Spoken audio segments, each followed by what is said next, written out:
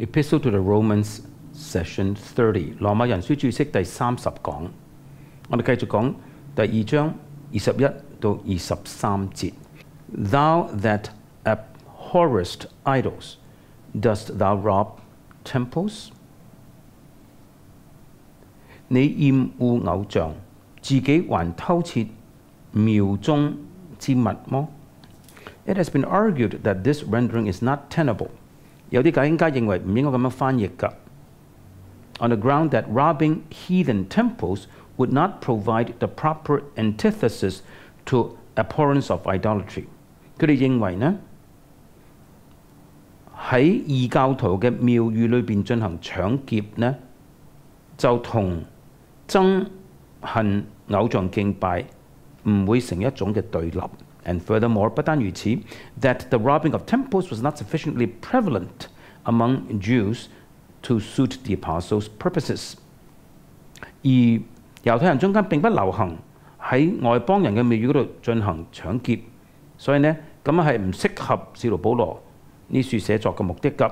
Hence, the term in question, rob temples, has been interpreted to mean the profanation of the majesty of God or the robbing of God of his honor by withholding what was due in the worship of the temple。所以呢，有啲解經咁樣去解釋搶劫廟宇，佢話意思就係話呢，去褻瀆咗上帝嘅威嚴，或者係搶奪上帝嘅尊嚴，因為呢冇俾到聖殿敬拜應有嗰種嘅尊敬。有啲嘅經文我哋可以考慮㗎，有啲經文呢係呢啲解經家可能會考慮到㗎。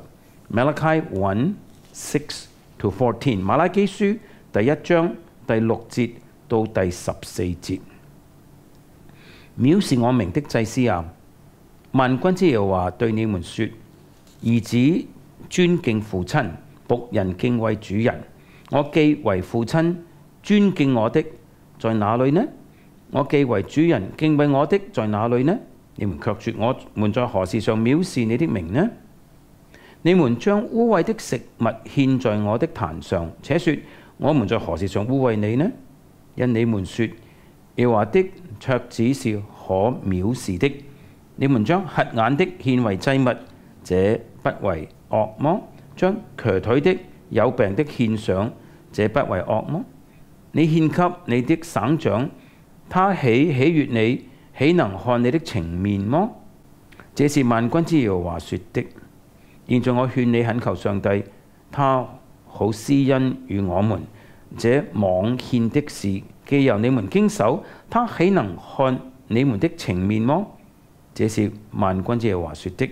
甚願你們中間有一人關上殿門，免得你們徒然在我壇上燒火。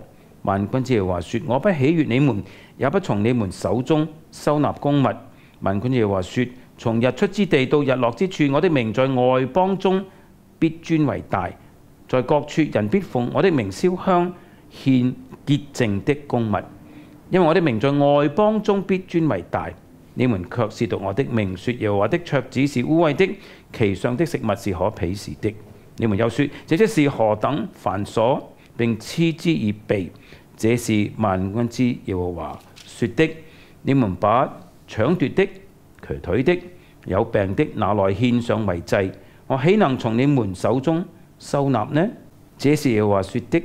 行詭詐的在群中有公羊，他許願卻用有殘疾的獻給主，這人是可咒詛的，因為我是大君王，我的名在外邦中是可畏的。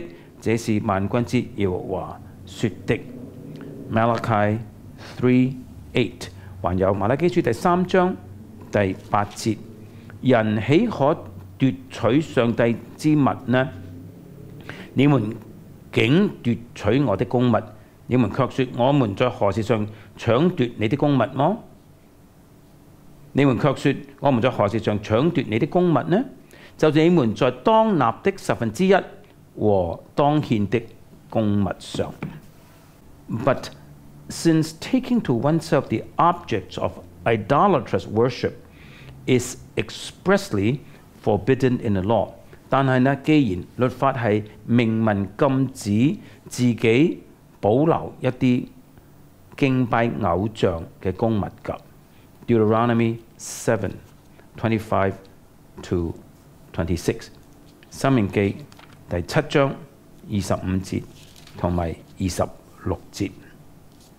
他們雕刻的神像，你們要用火焚燒，其上的金銀你不可貪圖，也不可收取，免得你們因此陷入網羅。這原是耶和華你上帝所憎惡的。可憎的物你不可帶進家去，不然你就成了當毀滅的，與那物一樣。你要十分厭惡，十分憎厭，因為這是當毀滅的物。And since the town clerk at Ephesus defends Paul and his colleagues against any such charge as that of robbing temples， 而既然喺以弗所城市嘅官員呢，係維護咗使徒保羅同佢同工，認為佢哋唔應該被控告係搶奪殿宇嘅。使徒行傳19章37節 ，We cannot suppose that this wrong was one to which Jews were entirely immune。所以我哋唔可以認為呢種喺外邦人嘅廟宇裏邊搶奪呢，猶太人係完全免疫嘅噃。There is no good reason for departing from the literal meaning and import。所以我哋冇咩理由唔用翻字義嘅翻譯，同埋按字義去睇呢節經文嘅意義㗎。Besides， 不但如此。Nothing would have provoked the resentment of Gentiles more than the desecration of their temples。外邦人最厭惡嘅或者被惹起發怒嘅最犀利嘅事呢，就係佢哋嘅殿宇被糟蹋 ，and have provided the occasion for blaspheming the name of God。咁樣就讓外邦人呢有機會去褻瀆耶和華嘅名㗎。參考羅馬書第2章24節。Hence。Verse 24 lends some support to the propriety of the literal rendering。所以羅馬書第2章24節呢，就俾我哋一部分嘅理由之前呢，23節呢算呢係要字義去解釋嘅。第24節係咁講嘅，所以你的名在外邦人中，因你們受到褻瀆。Verse 23 may be taken as a question or as categorical assertion。我哋可以讀23節係一個問題，或者係一個絕對性嘅聲稱。But whether taken as question or assertion， 所以不論我哋看這個是問題或者係一個的斷言。It is apparent that it is a summary of all that goes before in verses 17 to 22。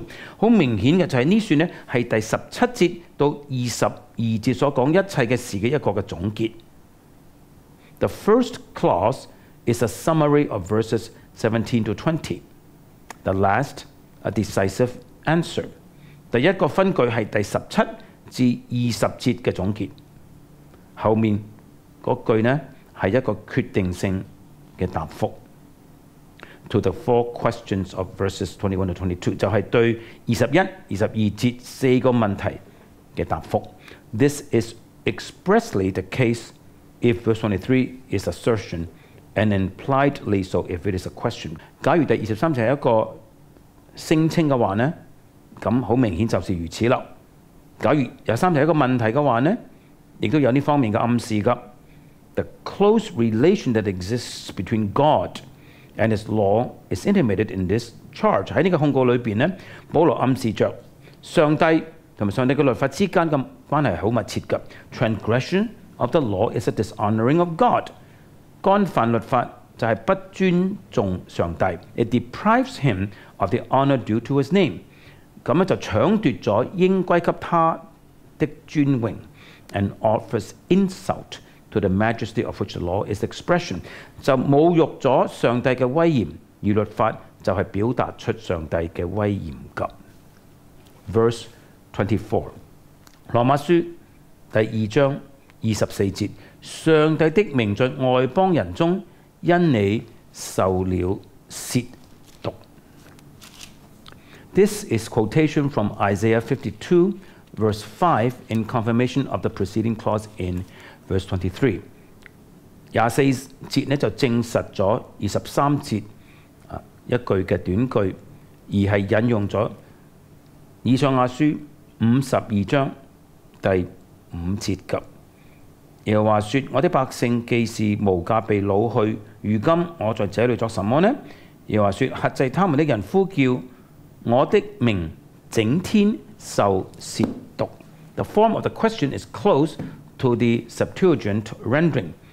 呢處引用以賽亞書52章第5節嘅表達方式係比較靠近70士本嘅翻譯。The only difference being 唯一嘅唔同就係話呢 Paul translates into indirect speech what in Isaiah is direct。唔同嘅地方就係以賽亞係直接講及，保羅就翻譯成為間接嘅引用所講嘅説話。The thought in the Apostle's application of the text is that 使徒保羅點樣應用咗舊約呢段經文呢？佢個思路就係話呢 The vices of the Jews give occasion to the Gentiles to blaspheme the name of God。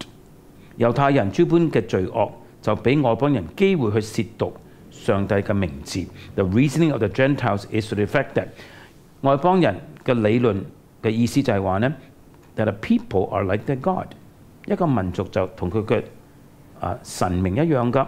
If the people can perpetrate such crimes， 假如人民可以犯咁樣嘅罪惡嘅話呢 the God must be of the same character。佢哋嘅神明亦都係應該類似嘅性格 ，and is to be execrated accordingly， 就應該按照咁樣嘅性格咧去厭惡佢咯。The tragic irony is apparent。呢處悲劇性嘅諷刺係非常明顯嘅。The Jews who claim to be the leaders of the nations for the worship of the true God， 猶太人自稱自己係在敬拜真神呢方面呢係萬國嘅領袖嚟㗎 ，had become the instruments for provoking the nations to blasphemy， 就成為咗外邦人刺激佢哋去褻瀆神嘅工具。With this, the indictment has reached its climax。嚟到呢度嘅時候呢，使徒保羅嘅控告就達到高峰啦。Verse 25，羅馬書第2章25節：你若是行律法的，割禮固然於你有益；若是犯律法的，你的割禮就不算得割禮。The Apostle now pursues the Jew into his last retreat, Hordain。而家保羅呢就追趕猶太人到佢最後嘅防線 ，and proceeds to strip them of the last refuge to which they usually betook themselves。就追趕到猶太人呢，到佢最後個隱秘處都冇咗，都被搶奪咗。Their elusive trust in the possession of circumcision 就係佢哋嗰種嘅虛假嘅對擁有割禮呢方面嘅自信。But there also appears to be an anticipation of chapter 3 verses 1 and 2。同時呢，第25節似乎係預告着第3章第1同埋第2節 ，by which the apostle is careful to indicate the advantage of circumcision。按照第3章1同埋2節呢，使徒保羅好謹慎指出割禮係有好處嘅。For circumcision indeed profiteth, if thou be a doer of the law。你若是行律法的，固然於你有益㗎。The doing, or more accurately, the practicing of the law， 行律法的、實踐律法的人呢 ，contemplate in this case cannot have in view the perfect fulfillment of the law on the basis of legalism。喺呢處所諗到嘅，當然就唔係講根據律法主義嗰種嘅完完全全實行律法。Circumcision was the sign and seal of the covenant dispensed to Abraham, which was a covenant of promise and of grace。割禮係上帝所施行俾亞伯拉罕嘅約嘅一個記號同埋一個印證。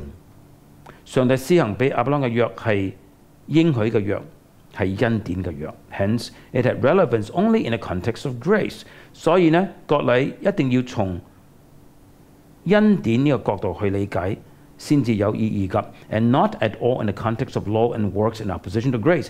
假如從律法、從行為、從抗拒恩典嘅行律法靠行為嘅角度去睇呢，割禮就冇意思啦。The practicing of the law, therefore, which makes circumcision profitable， 所以令到行割禮有益嗰種嘅遵行律法呢 ，is the fulfillment of the conditions of faith and obedience， 就係實現出上帝所要求嗰種嘅信心同埋信服嘅條件。Apart from which the claim to the promises and grace and privileges of the covenant was presumption and mockery。若沒有信心同埋信服呢，若自稱有約裏邊諸般嘅應許同埋恩典嘅特權嘅話呢，簡直就係放肆，亦都係笑柄嚟㗎。The practicing of the law is thus equivalent to the keeping of the covenant。所以呢處講行律法就係等於講遵守上帝嘅約。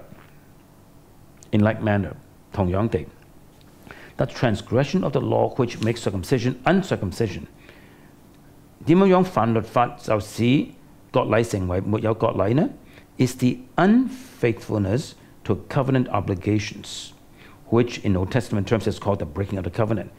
就係咧對聖約嘅不忠誠，用翻舊約嘅名詞講就係話咧干犯咗或者違背咗上帝嘅約 ，breaking of the covenant。In other words， 換言之 ，the apostle in this passage is not enunciating the stipulations of a legalistic system。使徒保羅喺呢段經文咧，佢唔係要講出一種靠律法嘅律法主義系統裏邊嘅要求，唔係㗎。But the obligations of that covenant of grace。那係講緊恩典之約裏邊應盡嘅義務 ，in reference to which circumcision had meaning。割禮一定要同恩典之約拉上關係先有意思㗎。When these obligations are neglected and violated， 假如忽略咗或者違背呢啲嘅責任嘅話呢 ，circumcision has become uncircumcision。有割禮就成為沒有割禮 ，and the outward sign is bereft of its significance， 外在嘅記號就被奪去佢真正嘅意義啦。Implied, of course, in the light of the whole context, is the fact that circumcision is then a liability and augments condemnation。根據整段經文上下文所暗示的，就是那麼割禮就變成一個妨礙，加強咗猶太人嘅被定罪。But here Paul does not reflect on that aspect。但是保羅這裏沒有講出呢方面呢個層面㗎。Verse 26， 羅馬書第2章第26節。所以那未受割禮的，若遵守律法的條例，他雖然未受割禮，豈不算是有割禮麼 ？The uncircumcision， 未受割禮的 is simply those who are uncircumcised。That is to say， Gentiles 就係冇受割禮嘅人，即係話呢係指外邦人。The ordinances of the law， 律法的條例 are the righteous requirements of the law， 就係律法裏邊公義嘅吩咐。What then is meant by keeping the ordinances of the law on the part of the Gentiles？ 那麼保羅話外邦人呢係遵守咗律法嘅條例，係咩意思呢？ And we cannot suppose that to keep the ordinances of the law is the same as to do the things of the law. Verse 14， 我哋就唔可以以為呢度遵守律法嘅條例係等於14節所講嘅行律法上的事 ，and that the fulfillment of these ordinances takes place when a Gentile obeys the moral law of nature, as Maya maintains。所以我哋唔可以認為呢度所講嘅遵守律法嘅條例呢，就係講緊外邦人遵行自然嘅道德律，即係話呢 Maya 所解釋嘅，我哋係唔認同㗎。The ordinances of the law are, as was noted above in verse 25, the ordinances which belong to the context of circumcision and have therefore that covenantal complexions。律法嘅條例，正如第25節所指出呢，就係屬於割禮呢整個嘅範圍裏邊嘅條例，亦即係話呢，就係有着恩典之約嘅色彩嘅條例㗎。Neither are we to restrict denotation to those Gentiles who are proselytes of the gate。我哋都唔可以認為沒有割禮的外邦人就係指嗰啲已經歸依猶太教嘅外邦人，即係敬畏神嗰啲人。Refer to Acts 13 verse 26， 參考《使徒行傳》13章嘅26節。亞伯拉罕的子孫和你們中間敬畏上帝的人，敬畏上帝的人。We are to regard the apostle as referring in Goday's words to those many Gentiles converted to the gospel。我哋要根據告地所講嘅呢，我哋要認為知道保羅呢度係指嗰啲歸依福音嗰啲嘅眾多嘅外邦人 ，who all uncircumcised as they were, nevertheless fulfilled the law in virtue of the Spirit of Christ, and thus become the true Israel, the Israel of God。佢哋雖然全部都係冇受割禮嘅，但係佢哋因為基督的靈嘅緣故呢，係滿足咗律法了，因此佢哋成為咗真嘅以色列人，就係上帝的以色列人㗎啦。參考加拉太書第6章16節 Galatians 6:16。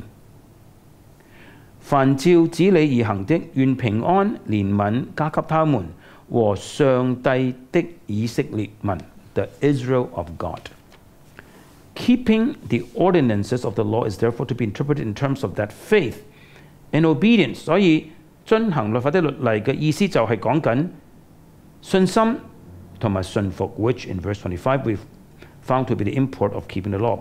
而喺25節我哋已經知道呢，信心同埋順服就係遵行律法嘅意思。When the uncircumcised lays hold upon the covenant which circumcision represents。當沒有律法的人，佢揸住上帝恩典之約，而割禮就係約嘅代表 ，and esteems its obligations so as to cherish the ordinances in which these obligations are expressed。所以呢，因而尊重約裏邊嘅要求，咁樣去珍貴律法嘅律例，因為約裏邊嘅要求就表達出律法嘅律例。Then his uncircumcision is reckoned for circumcision。咁樣做嘅時候呢，外邦人沒有受割禮，但係被認為是受割禮的人。The reason being that 原因就係因為 the rite of circumcision is of no avail apart from that which it signifies。因為律法呢個禮儀呢，假如離開咗佢所代表嘅約係冇意義嘅。And if that which it signifies is present， 而當割禮所代表的係存在嘅時候呢 ，the absence of the sign does not annul this grace。沒有呢個記號，並沒有使約裏邊嘅恩典無效嘅。Verse 27，羅馬書第2章27節。而且那本來未受割禮的，若能全守律法，豈不是要審判你這有儀文和割禮竟犯律法的人麼？ The version regards this verse as a question continuous with verse 26。英皇欽定本認為27節呢係與26節連續落嚟嘅，所問一個問題 ，implying the same affirmative answer， 暗示着呢個問題嘅答案係是的。It makes no difference to the sense whether we regard it as a question or as a categorical statement。我哋認為27節係一個問題定係一個絕對嘅聲稱呢？事實上對本節嘅意思係冇影響㗎。But as in the case of verse 23， 但係正如喺23節一樣 ，verse 27 can be taken categorically。我哋可以看第27節係一個絕對性嘅説話 ，and as an assertion， 身為一個聲稱呢 ，coordinated with the affirmative answer which verse 26 implies， 就與第26節所暗示嗰個是的正面嘅答案呢係相配搭嘅 ，and adds another consideration which is directly aimed at the presumption and self-complacency of the Jew。所以就加咗另外一方面嘅考慮，就直接針對猶太人嗰種嘅狂妄同埋自我滿足嘅。The uncircumcision which is by nature， 本來或者在本性中是沒有受割禮的 is simply a way of characterizing those who remain in their naturally uncircumcised state。呢個只不過係一個方法去描述出嗰啲呢仍然留在嗰個自然的沒有受割禮嘅情況底下嘅人。Appropriated here no doubt for the purpose of emphasizing the retention of that to which a Jew was a sign of uncleanness。好明顯，保羅用呢個表述嘅方法係要強調出外邦人停留在沒有受割禮嘅情況之下，對猶太人嚟講係一個不潔淨嘅記號嚟㗎。If it fulfilled the law， 假如咁樣就係遵行咗律法 ，it's to the same effect as if thou be a doer of the law，verse 25， 就同保羅話：你假如係守律法的25節相同嘅意思㗎。And keep the ordinance of the law，verse 26， 同埋咧同第26節所講嘅遵守律法的律例係同一個意思嘅。But each has its own significant shade of meaning， 但係每一種講法都有些少嘅輕微嘅不同嘅意思。Shall judge thee， 要審判你 ，does not mean that they will sit in judgment。意思唔係話呢啲外邦人要坐喺審判台上 ，but refers to the judgment of comparison and contrast。呢度所指嘅係比較同埋對照嘅審判。Refer to Matthew 12:41 and 42。參考馬太福音第12章第41同埋42節。當審判的時候，尼尼微人要起來定這世代的罪，因為尼尼微人聽了約拿所傳的就悔改了。看啊，在這裏有一人比約拿更大。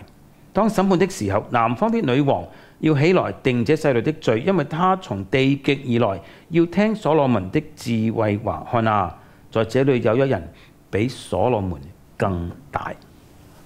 Who with the letter and circumcision art a transgressor of the law？ 你這有義文和割禮，竟是犯律法的人。The only question here is the import of the term letter。 呢度只有一個問題，就係義文呢個字嘅意思。There is no reason to depart from the meaning established by Paul's usage elsewhere。我哋冇理由呢唔相信呢個義文嘅意思就係使徒保羅喺其他經文所用呢個字所設立嘅意思。Refer to 7:6， 參考羅馬書第7章第6節。但我們既然在捆綁的律法上死了，現今就脫離了律法，叫我們服侍主要按着心靈的新樣，不按儀文的舊樣。Also 2 Corinthians 3:6 and 7， 還有哥林多後書第3章6節同埋7節，他叫我們能承當這新約的執事，不是憑着字句，乃是憑着靈。因為那字句是叫人死，靈是叫人活。那用字刻在石頭上屬死的，即是尚且有榮光，甚至以色列人因摩西面上的榮光不能定睛看他的臉，這榮光原是漸漸退去的。Where letter refers to the law， 嗰處義文字句就指律法 ，and it's so designated because the law is viewed as written on tables of stone or in the scriptures。律法係被稱為義文，因為律法係刻在石板上或者寫在聖經裏邊㗎。In this case, it is a law is embodied in the scriptures that is reflected on。喺呢處呢，使徒保羅所諗到嘅就係寫在聖經上的律法。And the Jew, notwithstanding his possession of the law as thus inscripturated， 而猶太人雖然佢哋擁有着寫在聖經裏面嘅律法 ，and notwithstanding the circumcision in his flesh， 並且雖然有着佢肉體上嘅割禮 ，is indicted as a transgressor of the law， 係被使徒保羅指控係犯律法嘅人。This transgression of the law refers again to the violation of the covenant obligations。